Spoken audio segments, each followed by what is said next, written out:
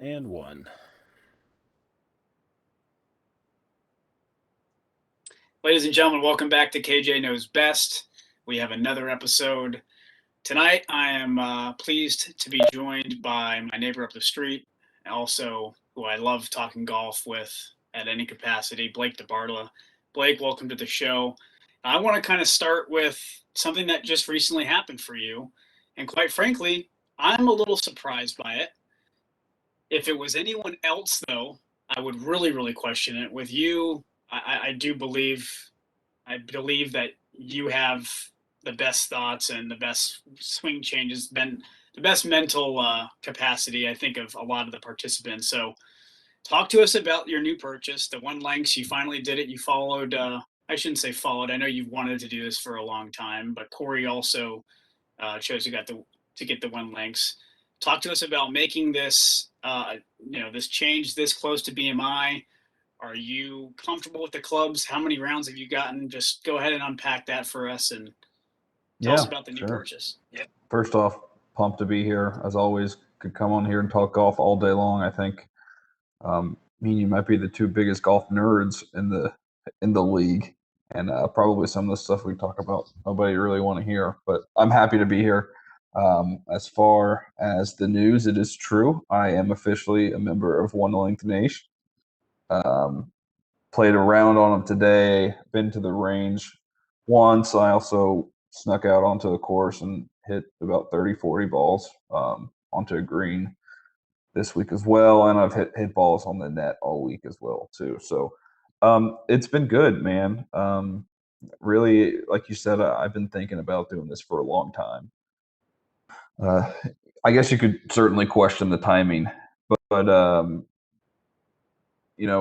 for me, it was just something that I was ready to do. My old set I had that is fairly new as well. I got them back in November.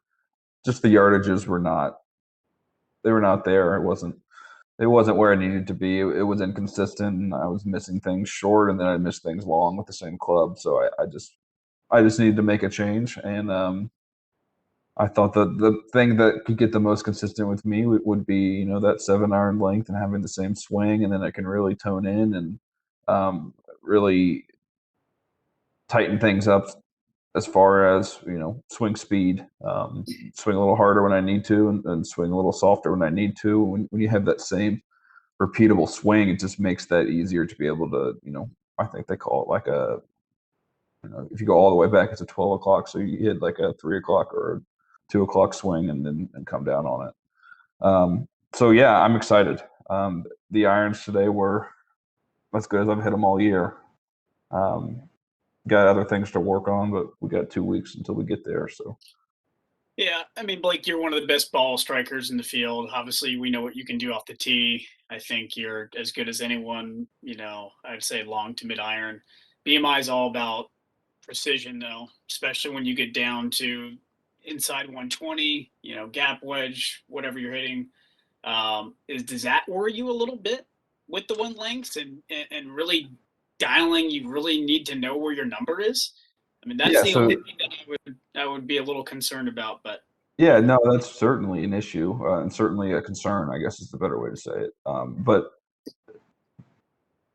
one, I think switching irons in the BMI is probably not as big a deal as people think. I mean, I think you could look through your whole entire round and say, your 4 through 8 irons you might hit in one round. You might hit them all of those clubs a combined 3 to 4 times, right? Every shot's important, especially when we're playing as close as we are, and we're planning to be this year. But that switch isn't as big as, like you alluded to, is the 150 in, 100 in, and the gap wedge was a big reason why I made this switch. And so I've been hitting the gap wedge almost exclusively on the range, trying to get a good feel for it. I'm excited about it. The ball flight and the shot shape has been very consistent, which hasn't always been the case for me for some of those lower wedges. So there's something to work there. It's gonna, the yard. I'm not 100% confident with my yardages, but that being said, I wasn't feeling that way with my old set either. So, you know, I'm comfortable about something with the set. So I've got something to hang my hat on and move forward and adjust that way, as opposed to just, playing the guessing game with everything. Yeah. You know what? Joey drafted you, chalk draft for him. I mean, just pretty easy decisions. I think you would agree. Starting, I guess, with your team, let's kind of talk about. You must obviously love what you guys did, or love what Joey did with the draft. Obviously, getting Matt, not having a choice, but regardless, you four very solid swings. You played with Cam and two other BMIs. You know how Joey plays. I mean, Blake coming in. I was a part of your team last year. We almost got it done. We fell in a playoff. You guys all know the course. Talk about Matty's experience. He's been rolling with this putting mat. What are you guys as a team focusing on these last few weeks? What do you love about your team? What are your strengths? What is your weakness? Your weaknesses. I kind of feel like you guys probably are the most well-rounded team. Probably have the best three swings at least in the field. So go ahead and talk to us a little bit more about your team. Yeah, this will be my third BMI with Cam. I think this will be his fourth year playing. So I've spent a lot of time down on the bluff with Cam. He's a great teammate. He's a great player. He does some things with his game that I can't do very well at all. So I think we mesh well together when we're on the same team, which is extremely helpful. And this will be my first BMI with Joe. Obviously played a lot of golf with Joey, but never been on the same team this way. So that's exciting. He just a couple rounds we played in the practice, he's played really well at times. And so whenever he's playing really well, I mean, he could go out and beat me on any given day or any given hole for that matter, right? So if he's playing as well as me or Cam like that, that's when it can get scary. And then Matty, to be honest with you, I still haven't played with Matty. He keeps us updated, sends us some videos and stuff, and he's been putting. He's been going to the range quite a bit. I guess he drives by Wendell Coffee on the way home from work and stops in and hits the range 2-3 times a week. So I think just having your fourth swing guy out there practicing makes the world of difference, and especially that putting mat he's been working on. If he's comfortable hitting a 10-foot putt and he knows the direction the putt's going to go, that is huge because then we can line him up and then we can get him to putt a line that we want him to, and he'll be confident that he can putt that line, and then from there it's we just got to read the greens and make the right putt. As far as team weaknesses, I always talk.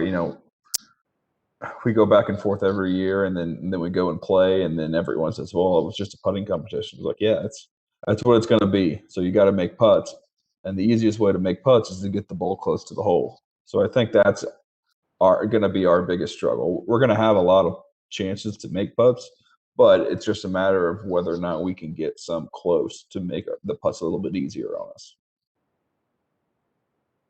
Yeah, and I think outside of maybe those top two guys that really know how to dial the, we know who the players are that have the advantage maybe inside of 100 or even 120 to really put it next to the hole to give those chances. But again, you're going to have an advantage with a better swing on the backhand, on the backside. Having three really good players, and honestly, your team probably is number one with putting too, putting depth. I mean, I don't.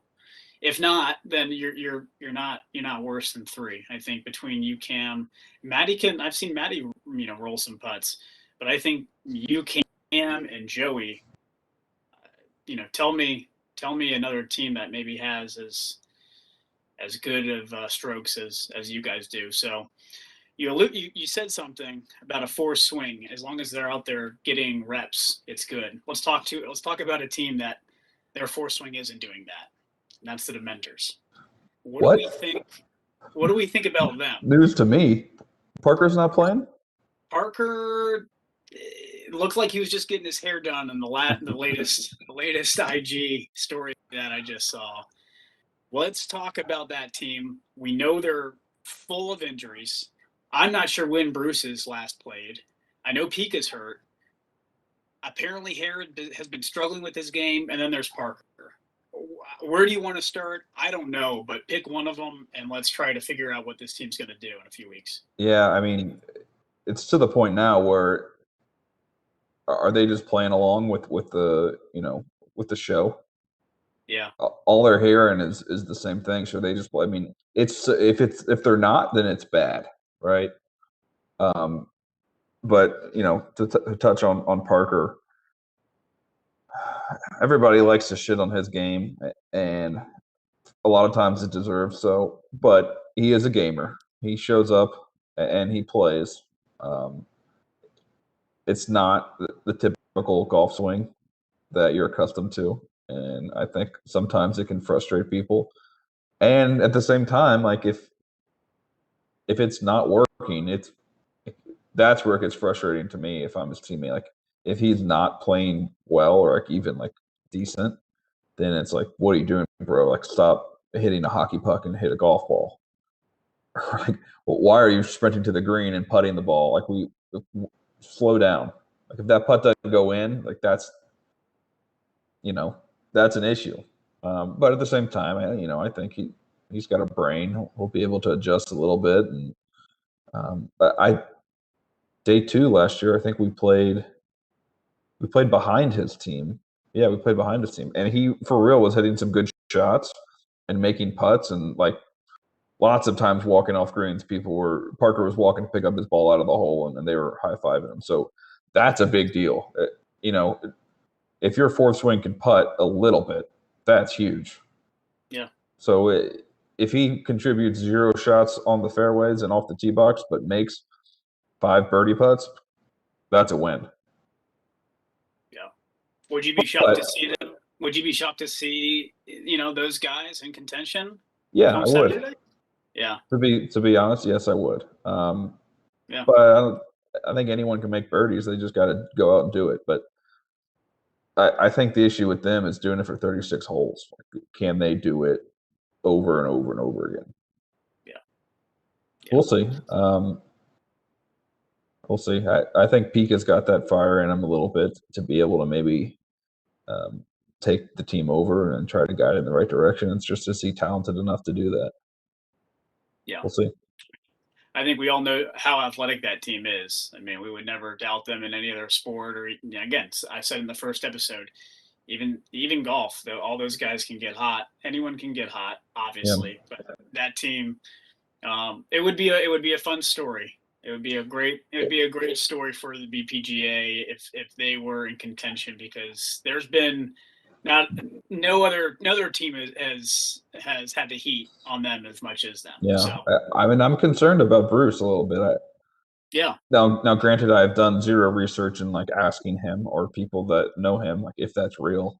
But I think the car wreck he got in was pretty real, and I don't know if he's played any golf in the last 2 months at all.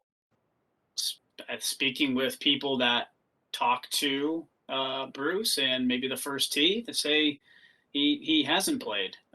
So yeah, and who knows? It could be a good thing, but yeah. They're off second to last. Let's back up. Let's talk about piss bags for Pawpaw. They're off last day 1. In a different show, I've had the chairman on. I've obviously talked to producer. We talk to producer Corey every show, so I know we have a good idea of what they're going to bring to the table. But Eric has never had a supporting cast like Shark, and maybe with Andy and Corey. So, what do you think about their team going in, and what are some of their strengths, and where do you put them and in the pre-draft rankings? I'm excited for Eric. This is the best team he's had, and it's the best team that he's had. So it's going to put him in a position to have those low pressure shots and really show everyone what he can do. Right? Shark can get hot and stick the ball close and all that stuff. And Andy and Tripp do a good job of playing consistent. I was playing with them when they did a 2-man scramble, and I think they shot even on the front and had a couple doubles on the back. Just both of them getting in trouble at the same time, but they played well. He hit some really nice shots that would be helpful for any team, and made some nice putts. So they're both very capable, and they're both able to get the ball in the fairway. I bet Andy hit 80% of his fairways, 85% of his fairways that day. And now that he's fat, it's like it's not 200 Andy in the fairway. It's like 240, 250 Andy in the fairway. So, him being fat is a big deal, no pun intended. And then Shark can get hot whenever. And I think that's always been kind of his MO is he's a streaky player. And in my opinion, there's no better player to have as your partner when you're a streaky player than Eric Murphy, because you just know he's going to be consistent, and he's going to provide you with the opportunity to if you're rolling them cold to get out of that funk and just get hot. Shark is a shooter, shoot. So when they're not going in, he needs someone to tell him to keep shooting. I think Murphy's the perfect guy to tell him that. As an outsider, if I wasn't involved in, atop the lead come Saturday, as a fan of the tournament and the BPGA, obviously, would be really fun to watch Eric get hot. Yeah, on a golf course. I think it's going to happen. Sure. I think he's due. He's due, and having Shark and these two, having producer Corey and Richard Fitzgood as a supporting cast, that'd be a fun team to watch kind of come down the stretch. Yeah, I would like watching them. I mean, watching Fat Andy be covered in champagne on the back porch, that'd be fun. But I agree, Murph, his success in the BPGA events hasn't been as prevalent as much as his success in the first tee. That being said, I think he basically dismantled everybody in the PIS Cup last year. He shot like 73 on the singles day to beat Dean.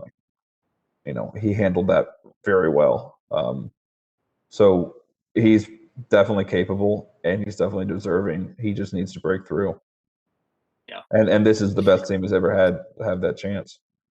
They are a team, I think, that I think they're like a top 3 lock, even if they don't win. Like we'll talk about teams that might have a better chance or might be more talented than them, but one or two of those teams we talk about is going to underperform. I just don't see piss bags for Paul not being a top 3 contender. Yeah. And I don't see them having 2 bad days and being last or 6th or 5th place. I just don't see that. Yeah, they're a team personally for me that I had way down on the draft board as far as going into the BMI, and since the last couple of weeks, I've gradually have them moving up. I'm not sure if that's like a 3 or 4 spot, but I think they, by hearing and seeing and just knowing that Eric has his best supporting cast now, I wouldn't be surprised at all to see them make a run. So really excited to see what they can do. Let's turn our attention maybe to the Bluff Riders. We were all fortunate to be on and get to hear Remy in a different episode. He's coming in hot. This is his first Bluff experience. He's putting in the work. We could start with him. But I'll tell you, they're a team, and we've played with Frat and Sweaty last year. Almost got it done. We talked about that. I mean, that's a team that what you're going to get. They're a bunch of grinders. I mean, I haven't called Dean a grinder, but Dean plays as much golf as anyone, and he's a 2-time champion. If they have a little help, each one of them play up to their games, put them in the middle or in the running as well, right? Yeah. This team is an interesting one. There's a lot of pressure on Matho. He's never been in this position, and to be honest with you, the way he performed at last year's BMI, like this is the next step for him, is to kind of be put up as the second swing and to have some pressure shots. And he knocked down tons of pressure putts last year. You got to consider him one of the best putters in the field, if not just for his BMI track record of putting. Uh, and personally, I think the best putter in the field is Dean. So that team's going to have good putting. They're going to have two really good putts at the back end that can help them. To me, it's about the consistency for them for 36 holes, about not getting themselves in trouble, having a ball in the fairway. I think that's their biggest issue. If they can hit fairways, they've got the people to hit greens and make the putts. They just need to hit the fairways, and that's where I can see it getting in trouble. It's just at the BMI, you can't. If you're not in the fairway, then the hole's over. All right, then you're playing for par. And if it's a par five, maybe you can try to hit the green in three and make a birdie putt. But still, like if you're not in the fairway, then you're in trouble, and you just can't do that. You got to make 7, 8, 9, 10 birdies around. So how many times can you not hit the ball in the fairway? Like one or two. So if that becomes an issue, then your team's in trouble. Yeah. What were your thoughts when Frat drafted Sweat? Where he went? I think a lot of people were thinking maybe that was I wouldn't say too early. Again, a lot of those second Those guys are draft picks are interchangeable, right? Yeah, But I think it was. I mean, Matt got picked over. Joey G. Okay, Joey G. Gordy, Sharp, Slow over O'Leary as well. Okay, I believe so. Yeah, no, that's a high pick for him, and that's why we talked about like that puts the pressure on him.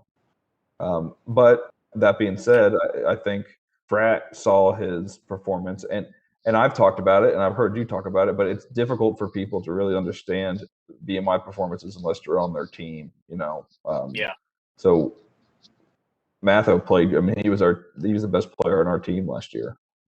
We all hit some timely shots when we needed them, but he was just consistent. I mean, even off the tee, he was doing well, and then the putts on round two. I mean, that's why we got where we got. So I think everyone can look at that and say, "Wow, that was a surprising pick." But having done that last year, Frat done that with Matho last year, I think it would have been even harder for him to pass that up again. I look at it like the just most incredible respect for Frat after seeing that. Like like you said, how can you not pick? How can you not pick your guy right there? Yeah, and me and you've talked about it, but I think people don't realize one thing about our team last year was like just the preparation and the practice and we did that a lot. We had a lot of range time together. We talked a lot about, hey, on this hole, we're expecting to be 120 yards out. And it looks like throughout the course of the round, we're averaging like 118 out. So let's really focus on that 100 to 120. Yeah. And that's what we would do. We'd go out there and I went to the range last year with only my gap wedge for like an hour at a time for like 3 straight weeks. Like the only shot I hit for 3 weeks was just a gap wedge, aiming at the same pin at Planterra range over and over and over again until we got comfortable. So I think, Fred knew that Matho was capable of doing that. And that's important to captains. You want to pick a player that's not going to be a zero, not going to be a bust. And I think Matho's not going to be that at all. No, I agree. This is good stuff. I want to continue down the train. I think I'm not sure if they tee off in front of if they're fifth or fifth. It doesn't matter really. But let's go to my team, Wonka. Yeah. Willy Wonka. Yeah. Chocolate Factory. Well, I think you guys are going to win. I'm going there to win also. And if I don't win, I'm kind of taking my team out of that when I pick who's going to win, because I think we're going to win and I want to win. But I think you guys are just you're turning the corner at the right time. Connor has been hot. And the way I've seen you hit the driver and the way Paul is playing better, the worst part of Paul's game is this driver goes out of bounds and then he makes a double bogey, but that doesn't really matter, right? It doesn't matter. Paul can hit the ball out of bounds and you guys are going to be fine. So with Connor coming on, he's solid as ever, and from 120 in, he's a top 3-4 player.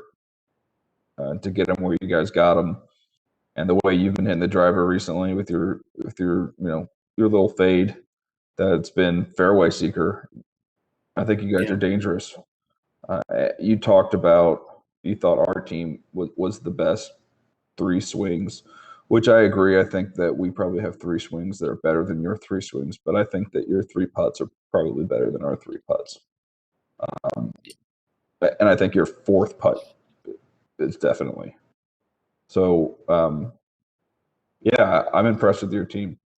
I think there's very little holes, and your weakness is probably similar to ours. You just got to get the ball close enough to make the putts. I mean, our teams are constructed pretty similar.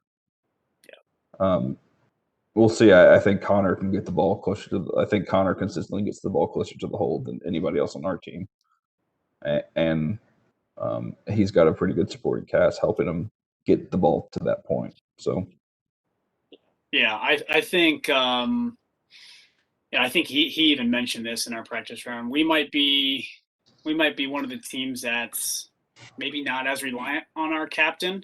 Like I feel like we could all have a few holes or a few shot stretches where all anyone wants to do, right? That is not the top player on their team is to take the pressure off the next guy, right? That's the most important thing. And like your team, I feel like you and Joey and even Maddie can deliver that for Cam. And I kind of feel that I just feel like the same way with Connor. It's almost like there isn't such a burden. There doesn't need to be such a burden on him to kind of get us out of holes. Now, obviously, there might be times. There there's could going be. to be. I mean, But every team I've played on, I've always been the 4th swing on the tee box, even when I'm not the best player on the team. Just so, want me to swing a little harder or whatever. And every year I've played at least one time, I'm on the tee box, and it's like, all right, we got nothing. What do you got? And so it happens, even if even if you're not expecting it to happen, it happens. It has to. Even I've never been on the teams that are top heavy, so it's just the way all of our skill levels line up. It's going to happen. Connor's going to have that shot. You might have that shot at one point. Yep. You just don't know. Yeah. Yeah, I'm really excited to get down. I've never obviously played with Paul or Connor or Cuddy. Like what I can tell you is the thoughts around drafting Cuddy will forever change with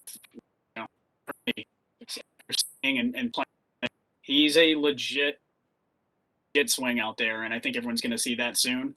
Paul is playing some of the best golf maybe of his life.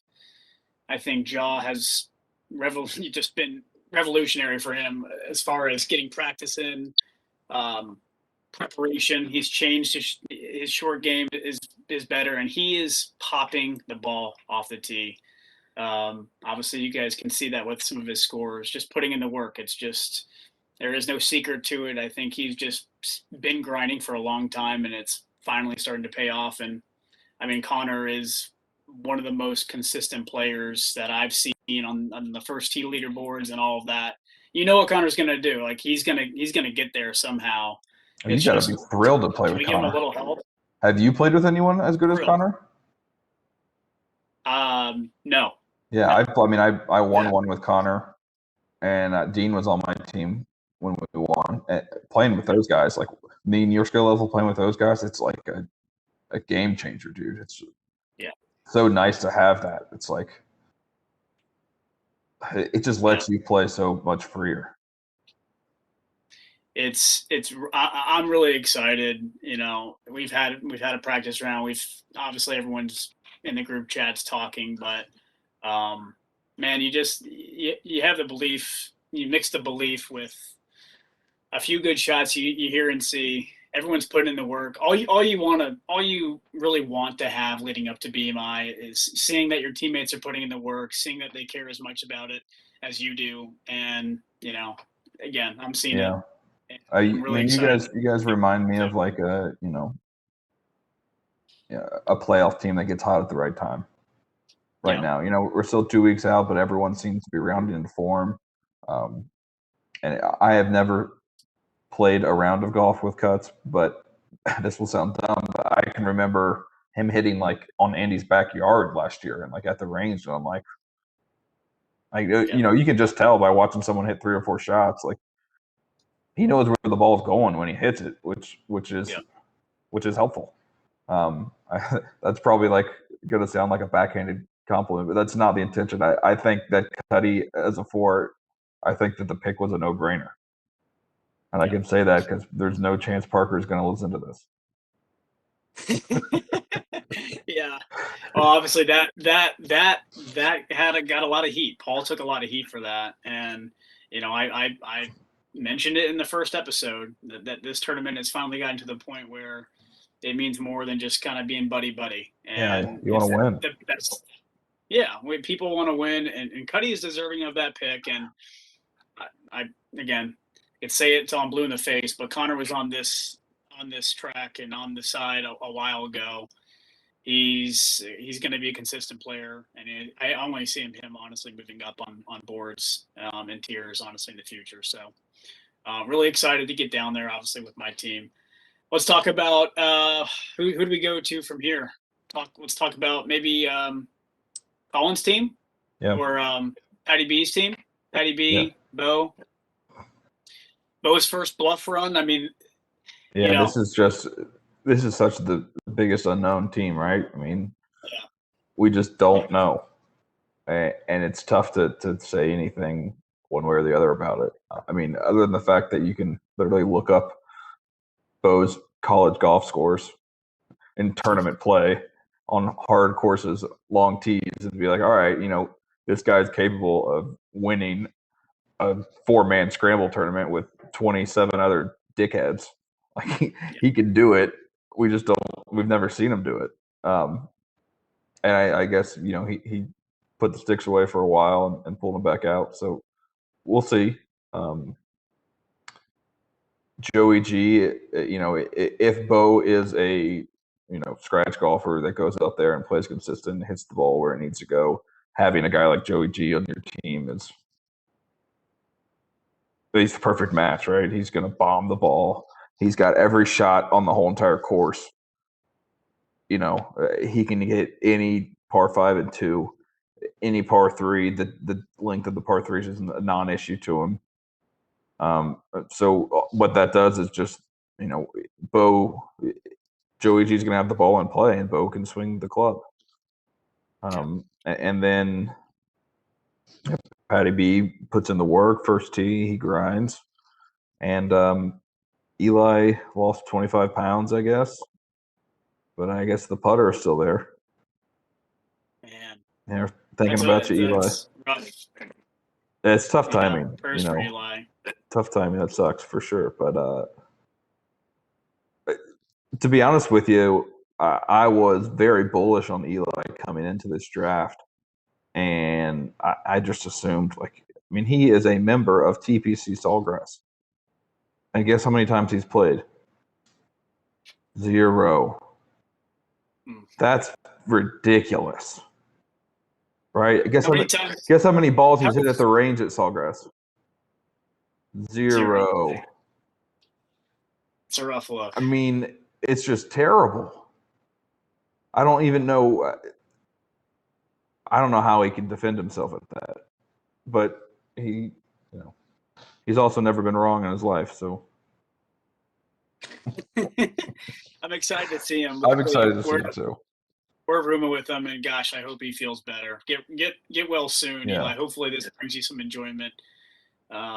You know, getting your health back where it needs to be. Well, to be said, I was thinking Eli was going to be like a solid third swing, like the top of the third swing tier.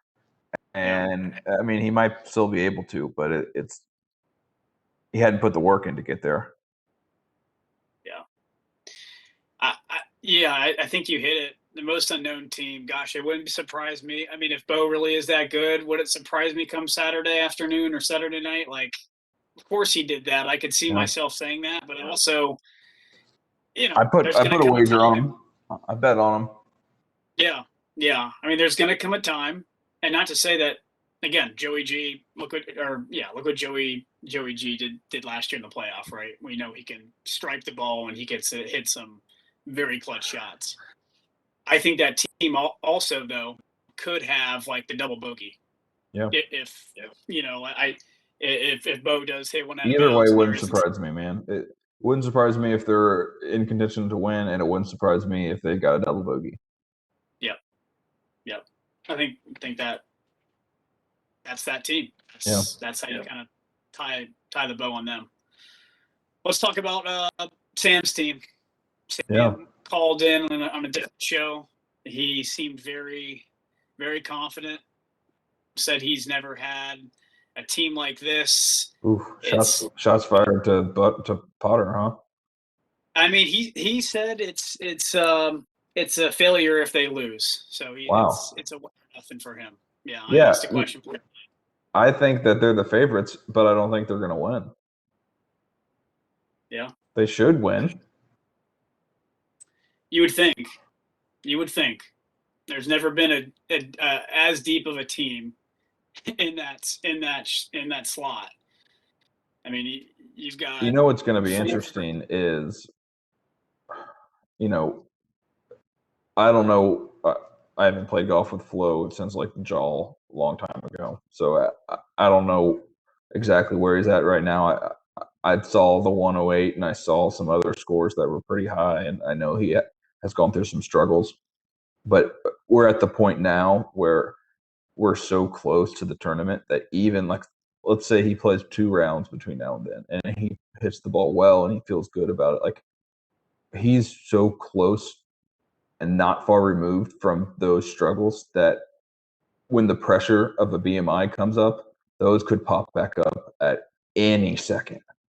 Oh yeah. You know, like you don't want to talk ill about someone like that, and I don't think anybody wants anyone to have the yips out there for 2 rounds of the BMI. But that is going to be the hardest thing he does. Is like when he hits his first bad shot, what comes next? Yeah. There's no pressure that you'll face this year, I guess, besides Ryder Cup pressure. Maybe a singles match Ryder Cup. Singles match Ryder Cup is the only one I would say. Honestly, I mean, yeah, and when you have to make a putt and you're the only guy, for sure. Yeah, but it's a different pressure because this pressure is like your teammates, right? You just don't want to let down your teammates, and that's different. Right. The Ryder Cup one, like you just want, you still have your teammates and you don't want to let them down, but really you're just like trying to win for yourself. You just want to get that point. And with the BMI, it's like you don't want to let down your teammates that you're about to spend the next 8 hours in a golf cart with, and like you have spent, thousands of text messages and hundreds of dollars and like for this big moment, and you don't want to blow it.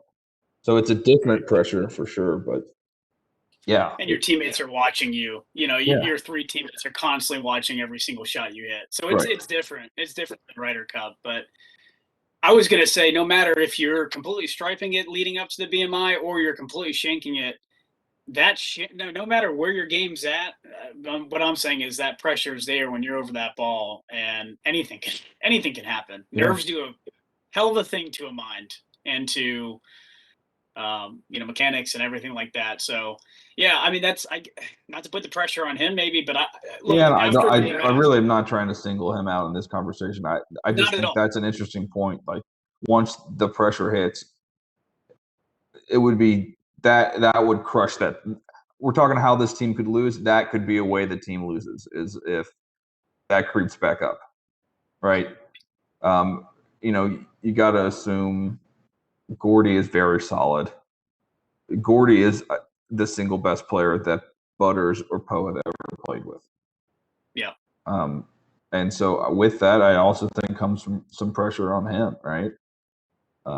I've probably played 3 or 4 rounds with Gordy, and what makes him a good player is that he just doesn't really have those streaks of just like me. Like I can run off a 3 or 4 streak of double, triple bogeys at any given moment, and then come back and make a birdie or run off some pars. Like to me, never really seemed like he had that. It's like He might make a bogey or then a double bogey, but then he's back on his, par, bogey, bogey, par, whatever.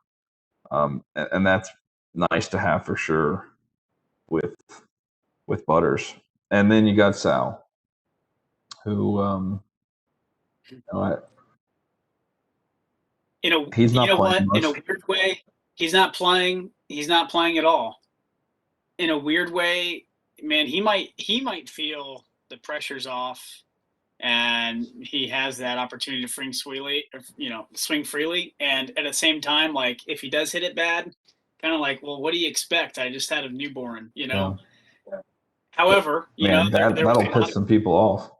There was a lot of talk last year when Sam had a terrible round one, and he caught wind of it. I think after the tournament, or maybe after round two, and that could play in his mind too. He's got something to prove. Yeah. So, I mean, I'll just say this about that team. On paper, after the draft, I know I'm not the only one. On paper, top to bottom, you saw those names and said, "Holy shit, guys! I mean, this is it. This is done."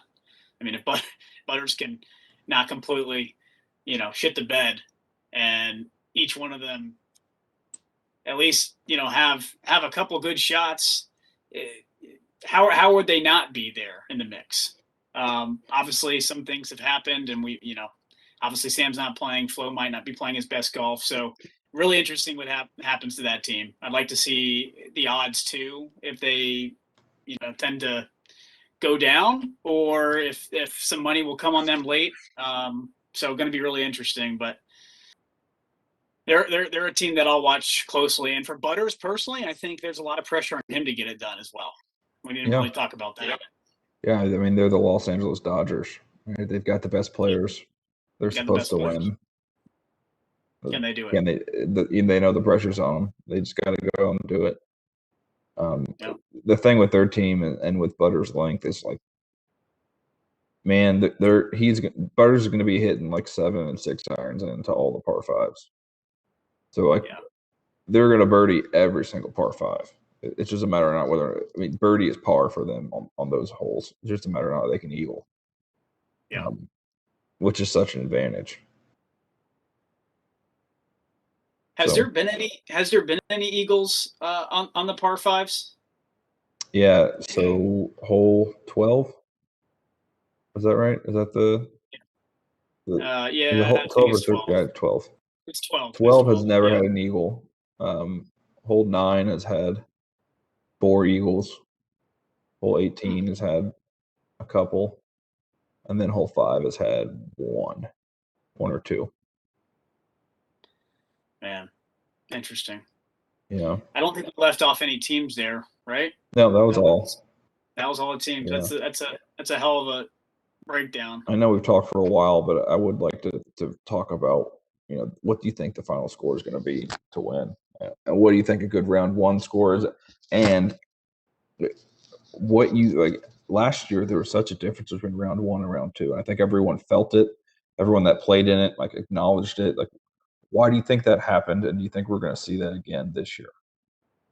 I don't know if it was just the different tees played that tough, or again, just getting down and getting over the ball, and BMI pressure is different. So, and that goes all the way to putting. I keep saying over the ball like it's a fairway or a tee shot. You try putting when you got some nerves on you in that 3 to 4 hole and see how many you make. Yeah. It's I want to say it's going to be the same thing, close to the same thing. I could see it being a little higher. I do think the leading score this year will have a higher. I think it was -9 last year. Yeah. Maybe 8. I think it was 8 or 9. Regardless, I think it's going to be double digits this year. Yeah. After day one, I have a feeling. I mean, last year I think it was like 9, 7, 7, 6, 6, 4. Yeah. 5, 4. Yeah. Right. So like, yeah, I just the average score being in the 6 to 7 range, I think that's low. I think the average score this year is going to be in the 8 to 9 range. Yeah, I do too. And don't remember the conditions last year going into it at all, but I mean, producer Corey just played Sapelo. He said that the course is in mint condition. The grounds crew is out there, unless, knock on wood, any Everything goes was great bad. last year. The greens were a little tall, Yeah, right? So they were a little slow. And I know our team had a little, like, it took us a few holes. Like, all right, let's hit these putts. Like, yeah. we're not leaving anything short. But that's an adjustment that can be made fairly quickly. I don't think that can really account for 5-6 strokes over a round. But yeah, I think 22 under wins. Wow.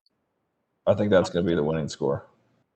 I'm And not ready to break the 20s, but I know people came in here last year and said similar things, and they were wrong. And I didn't agree with them last year, but this year deep field. Yeah. Deep field. People are getting better at golf. People know the course better. I mean, I know that sounds cliche and terrible, but I mean, it's true though. Like, And they're getting better at the structure of these teams and like running the team the right way, and then playing a role and doing your job. I think we said it on the opening show. Being exposed is terrifying to your team, to the entire BPGA. No one wants to be exposed anymore. Yeah. And the way to combat that is fucking grind, put the time in, and if you don't do it, then it's ultimately going to happen, and everyone's going to see it or hear about it. So, yeah, I mean, I would love nothing more to maybe see around, because if someone does score in the 20s, then they brought it both days, or they had, I mean, a ridiculous one day, but regardless. So you just said you think you're not comfortable saying -20. We're not getting to 20s this year. Mm-hmm. But you also think someone's going 10, 11 under day one? Yeah. Well, I think 10. I think 10. Yeah. 11, then yeah, they'd have to fall on their faces. But again, you have to No, look at they wouldn't. I mean, shooting 11 under, then 8 under is not that, like, yeah, that's pretty reasonable. And I think if someone opens up and fires out a 11 under, like, to assume they're going to shoot 11 under the next day, right, is wrong. I would love the book too. We talked about it briefly with Slee. I'd love for him to have that bet. Just over under. If it's 20 nights and a half, yeah, I would love to see the money come in and see what people say. But I think that, as the chairman said in the previous episode, the best thing we did is have the switching of the tees. It makes all the difference. There's a few holes that require a certain type of shot, or requires a second shot that people are not going to be comfortable hitting, and anything on a par is a win. You're just looking for a par. It's not a birdie fest out there. So I personally like that golf. I want it to be more challenging. I don't want it to be just a complete birdie fest, but at the end of the day, the BMI, I think, is a tournament where we live in the medium of that, and I wanted to stay there. Maybe there's some other tournaments that we could obviously have a birdie fest, locally. We've all played Braylon and Peachtree City courses, but I think the BMI deserves to be a tough test, and I think right now, I think we're in a really good sweet spot. Yeah. So. Yeah, I mean, when you look at the and I won't get too deep into this good number, running all low on time, but when you look at just the course and the layout, the back nine is tough to get, and that's why our team made a good run last year, is because we got the back nine, and not everybody does. So if you do want to score 10, 11, 12 under, like, you got to come out fire. Like, you probably need to birdie 4 out of your first 5 or 6 holes, like, easily, to even consider it. And so coming out the gates hot is hard, especially on day one. Very hard, and you've got to get it, and that's the most mentally puzzling thing. I think that teams that don't get those first 4 to 5 holes, you have to completely forget about it and somehow pull a rabbit out of your hat. because you know how important those first 5 holes are, day one regardless. Yeah, I mean, You've got they're the gettable ones. you got to get them. So yeah, this has been a good breakdown, Blake. Obviously, always love talking golf with you. We could talk about anything here. It's U.S. Open week 2, which I'm really excited about. And we got 17. When this comes out, it's going to be a lot less days. But I think It's not that's it for me. 17. I think you said that earlier. We're like 12 days away, dude. Did I say 18 earlier? Yeah, we're 12 days away. I don't know why I was saying that. We're leaving to the Bluff a week from Thursday. Today's Sunday night. You're right. I'm going to work for 9 more days. 9 more days. Maybe in my mind. Jesus. Yeah. Well, that's good. That will give everyone a false hope that it's a lot sooner. Maybe someone won't show up and they'll be automatically disqualified. Hopefully no one puts it on their calendars. We know P-Man doesn't. Talking to you, the Dementors. Yeah. Producer Corey, thanks so much for hanging out. Do you have any last questions for our guest, Blake DeBartoli here? My last question is on your team, Mary Duck Kill. Who is that? I'm going to marry Joey because he's insanely rich. I'm going to kill Maddie because I've already basically done that before. And I'll have sweet love with Cam and his bald head. Perfect. Good picks. That's a no-brainer, really. That's got to be the easiest one of all the teams. Very easy. Yeah. I mean, honestly, the easiest pick was killing Maddie. Right. Definitely not going to marry him, and I'm certainly not going to have sex with him. Yeah. That's an easy one. We let him off the hook there. That was too easy. Well, Blake, thanks as always. Maybe we'll run one of these back soon. Maybe before the BMI, a week to go, possibly, if we need some content. But thanks as always, breaking down the teams. Yeah. Really excited to get down there with everyone. Thank you guys for watching another episode of KJ Knows Best. Stay tuned. We'll have more content. Look forward to seeing everyone. Thanks.